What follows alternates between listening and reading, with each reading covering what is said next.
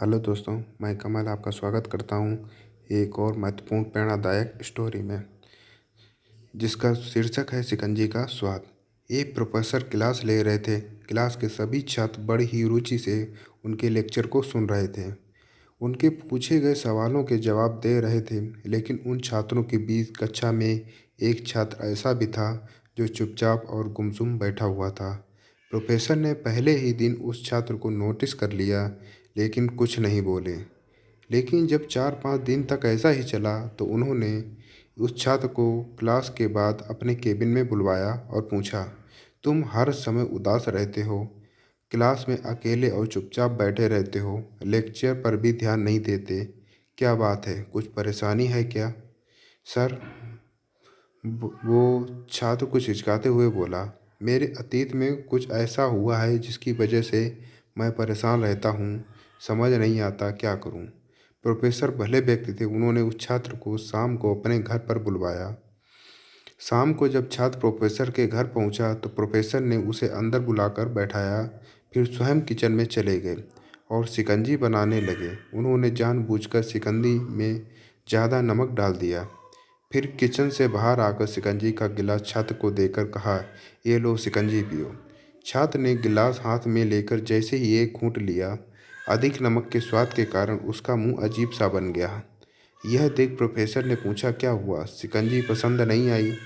नहीं सर, ऐसी बात नहीं है, बस शिकंजी में नमक थोड़ा ज़्यादा है, छात्र बोला। अरे, अब तो ये बेकार हो गया, लाओ गिलास मुझे दो, मैं इसे फेंक देता हूँ। प्रोफेसर ने छात्र से गिलास लेने के लिए अपना हाथ बढ़ाया, लेकिन छात्र ने मना करते हुए कहा, नहीं सर, बस नमक ही तो ज़्यादा है, थोड़ी चीनी और मिलाएंगे तो स्वाद ठीक हो जाएगा।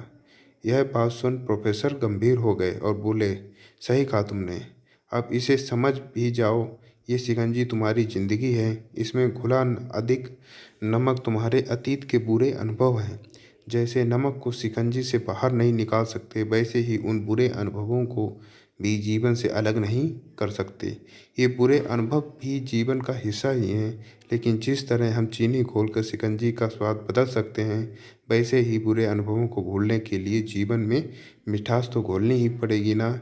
इसलिए मैं चाहता हूँ कि तुम अब अपने जीवन में मिठास घोलो।